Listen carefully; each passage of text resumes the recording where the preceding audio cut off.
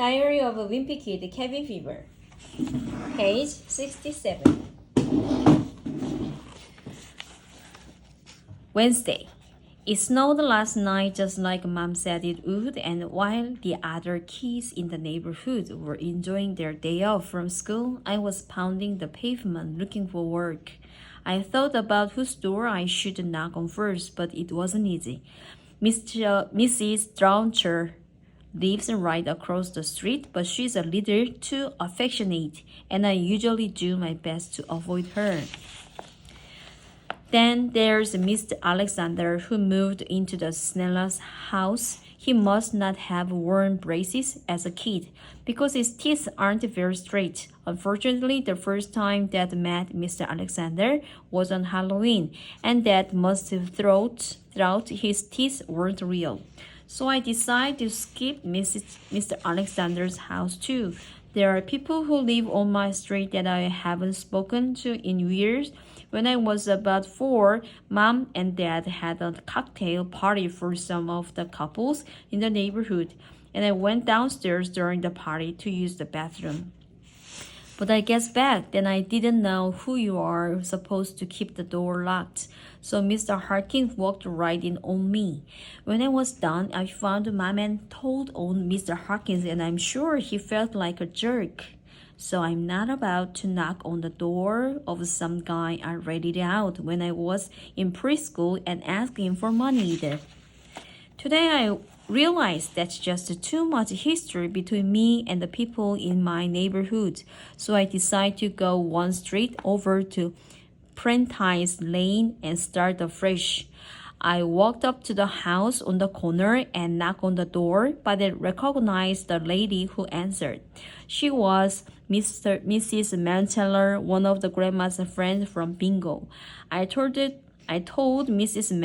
Melcher I was trying to earn a little money, shoveling people's driveway, and that I'd be happy to do hers for $5. But she told me she never gets visitors and invited me inside to chat.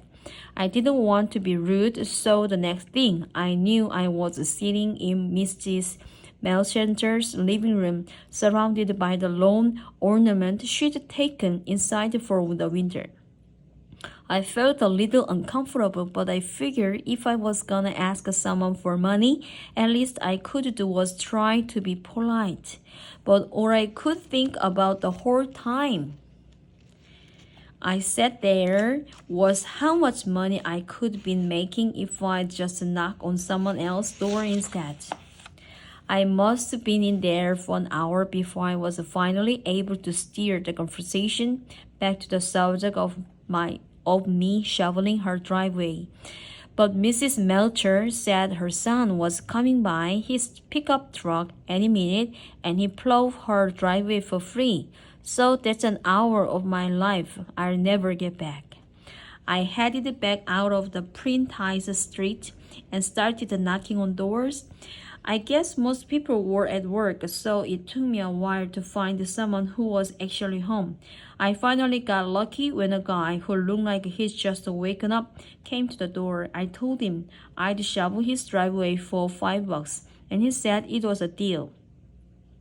I got to work and was making pretty good progress, but it started snowing again while I was shoveling.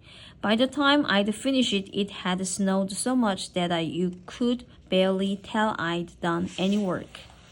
So I rang the doorbell and asked the guy if he wanted me to shovel his driveway again for another $5, but he wouldn't go for it.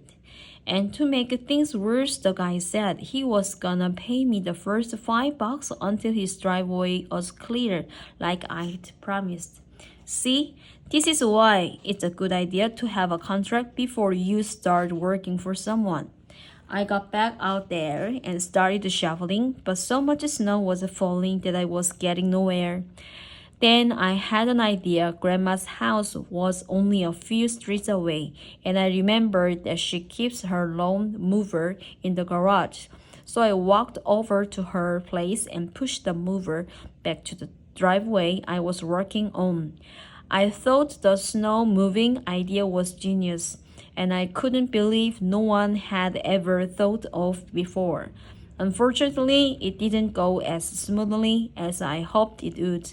I thought the snow would shoot out of the side, but the blade cut right through it and the snow straight where it was. Eventually, the mover started making funny sounds and then all of a sudden it stopped. So I guess those things aren't really built for cold weather.